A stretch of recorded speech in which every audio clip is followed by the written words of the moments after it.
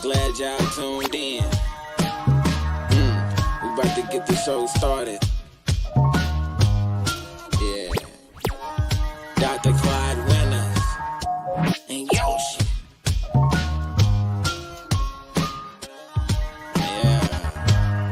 Yeah. Then and now. We talking about back in the day and right now. Yeah.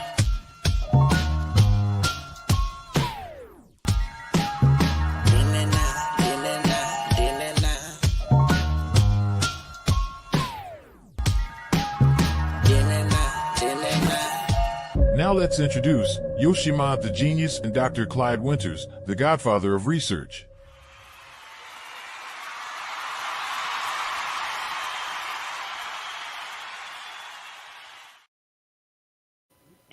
What up, though? What up, though? What up, though? How's everybody doing tonight? Yes. I'm a little late, but I still want to bring up my then and now. Tonight, what we're going to talk about is Afro-Americans and American wars from the Revolutionary War up to today. You know, I think this is a very important topic, mainly because of the fact, in a sense, is that, you know, we have played a role. Yes, I'll be honest, as a foundational Black American, I can't really say that I believe in everything that America stands for. I don't, you know, what the American flag stands for, but at the same time, I am an American, and as an American, I have to be conscious of those things that make us unique, what makes us interesting. And although, in a sense, many people may not know this, but we played an important role in just about every American war. And because we played this important role, what I want to do is I want to really discuss this.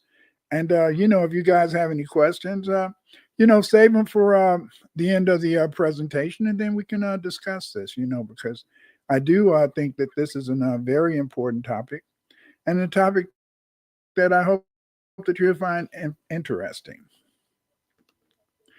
Afro-Americans have played a significant role in every major United States conflict since the Revolutionary War. Despite facing discrimination and segregation, we have consistently contributed to the defense of this nation. Yes. In every war.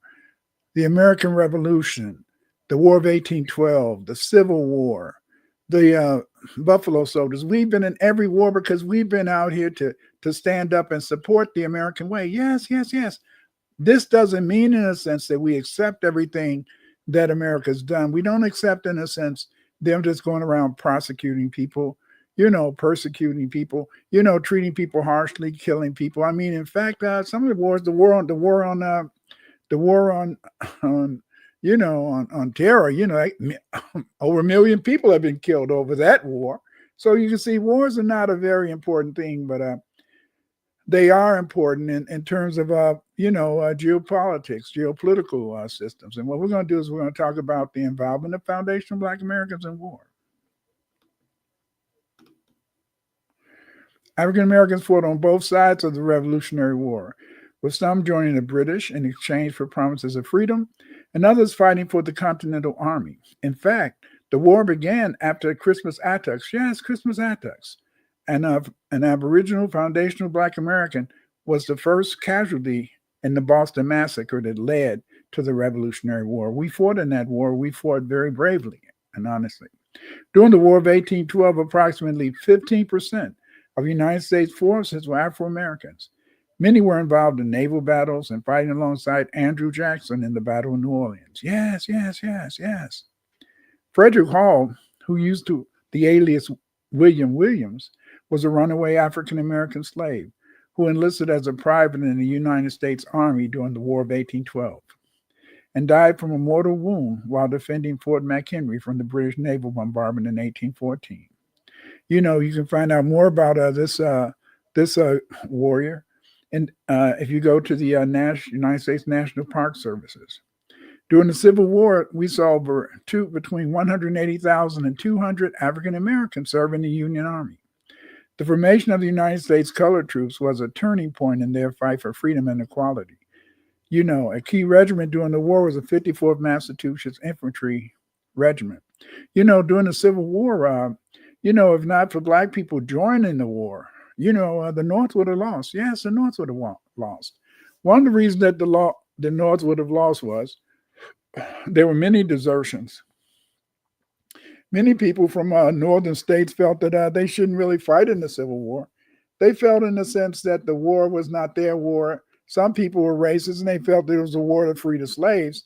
And as a result, many whites began, in a sense, to desert the northern forces. As a result of desertion, they were, in a sense, in need of more soldiers to fill those positions. As a result, during the Civil War, they began to allow black people to enlist, and these black men played an important role in this sense. The United States colored troops played an important role in saving the Union. After the Civil War, African American regiments known as the Buffalo Soldiers served in the Western frontier. They were fighting in the Indian Wars and maintaining order. Soldiers in Indian Wars lasted, but this war lasted from 1866 to the 1890s.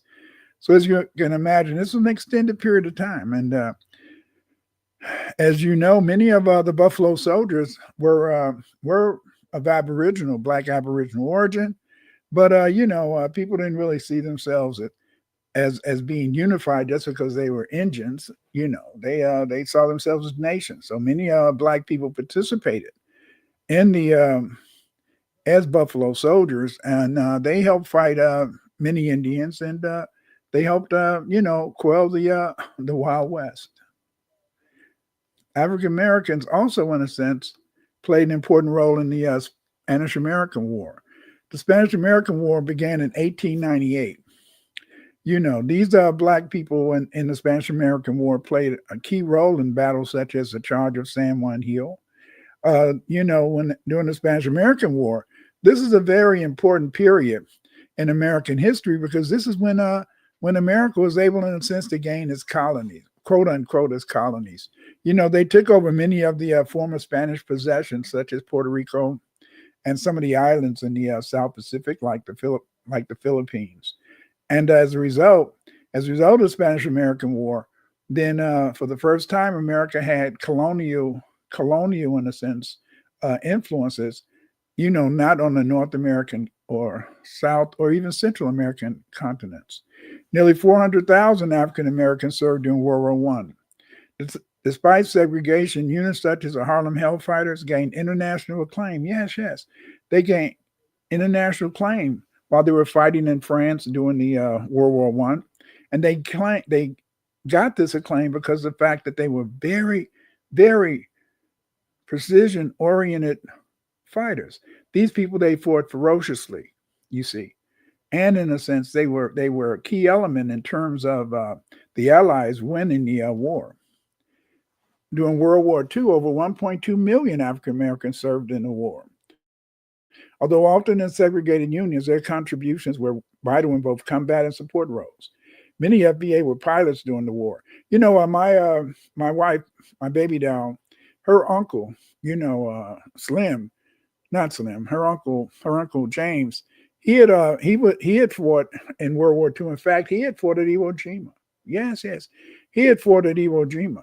He said that originally when they raised that American flag on Iwo Jima, it was really raised by black Marines. But what they did is, in a sense, they reenacted, the rising of the flag, and they had white soldiers do it, just as a publicity stunt.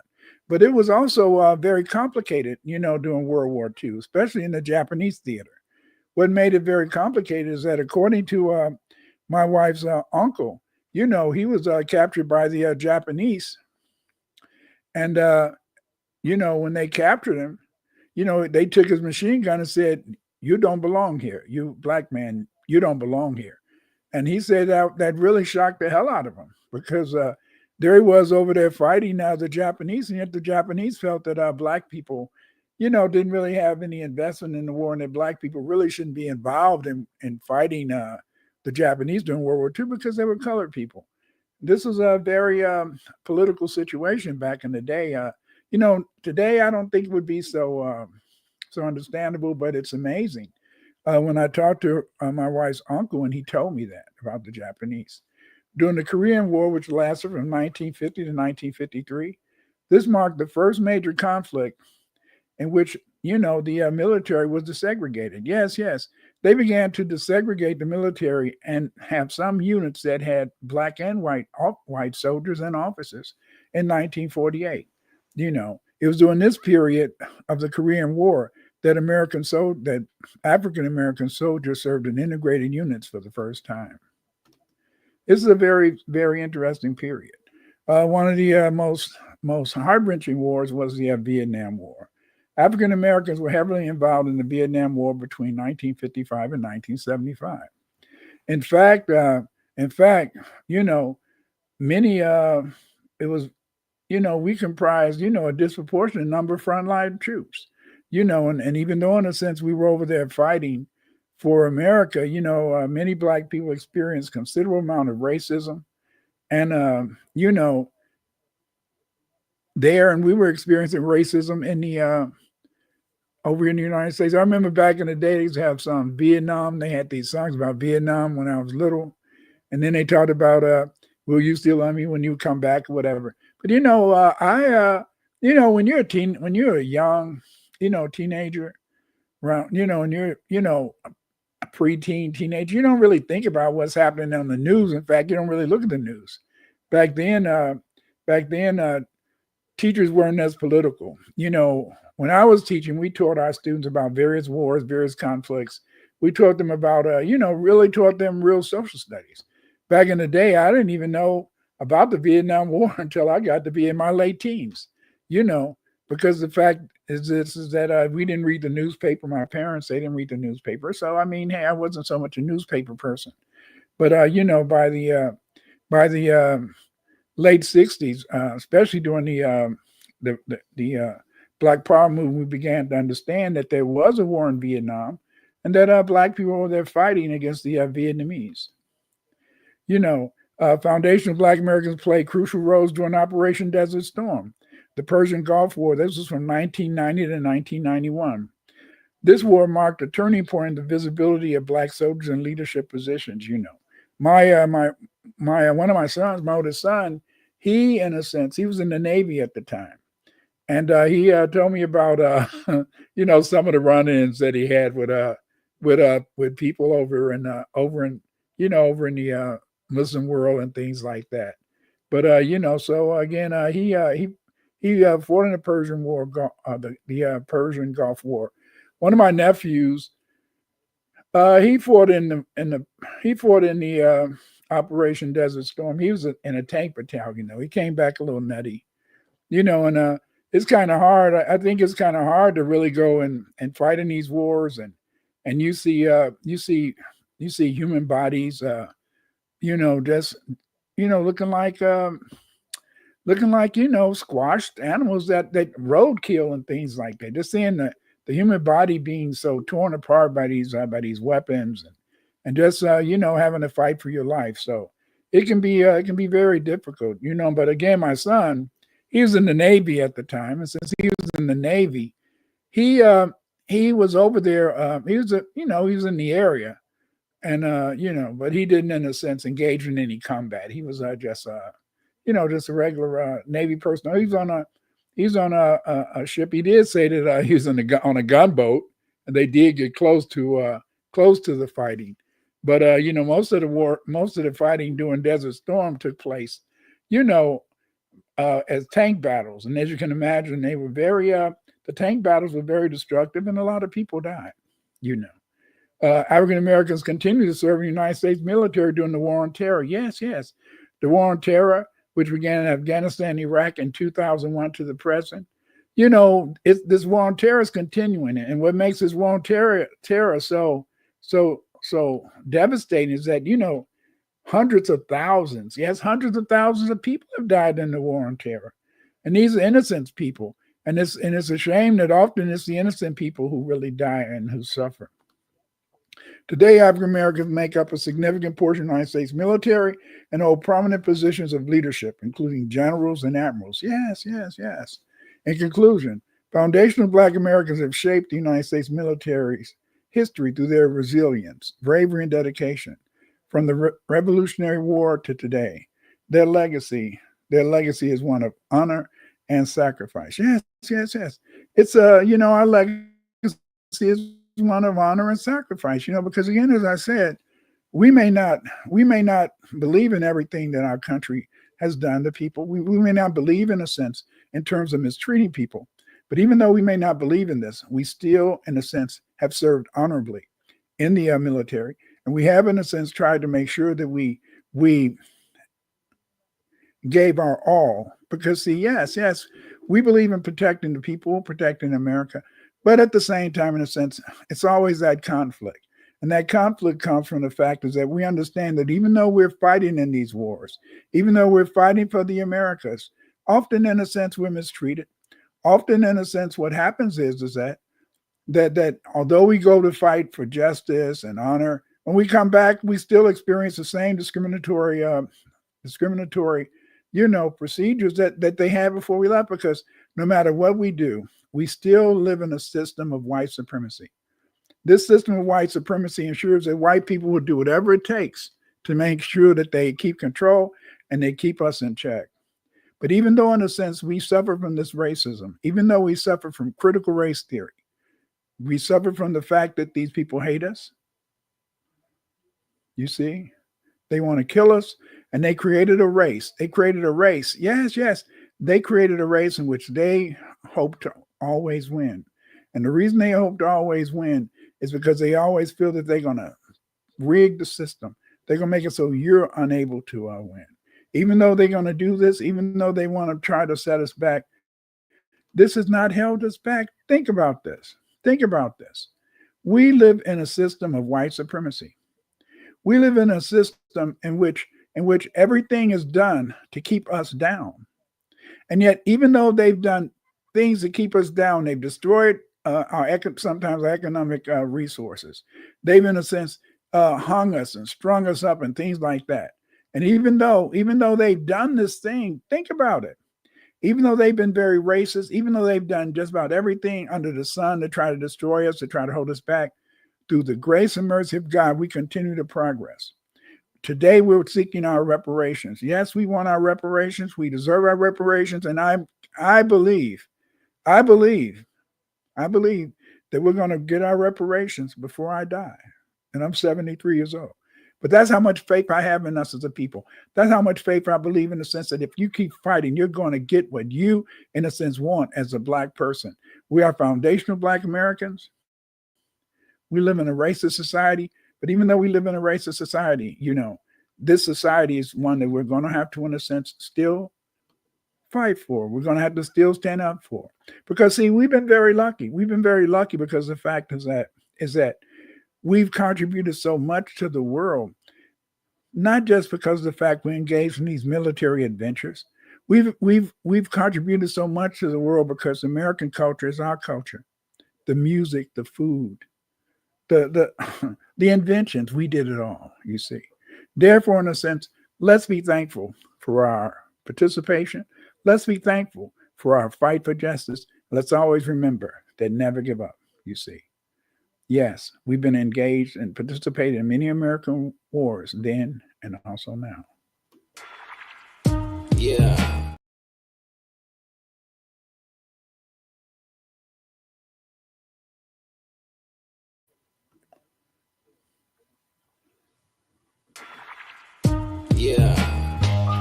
Right now,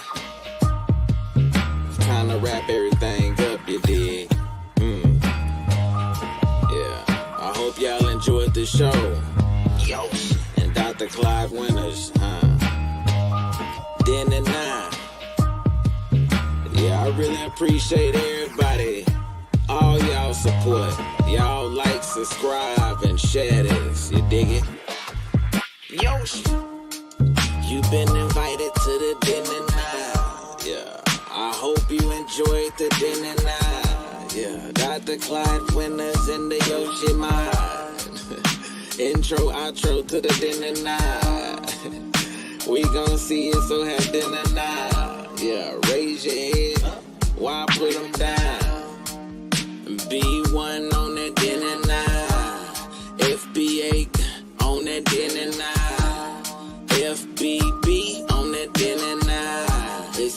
my unity on that din and nine. My indigenous folks on that din and nine. All my Africans rise on that din and nine. Rise up on that din and nine. And don't forget to subscribe to din and nine.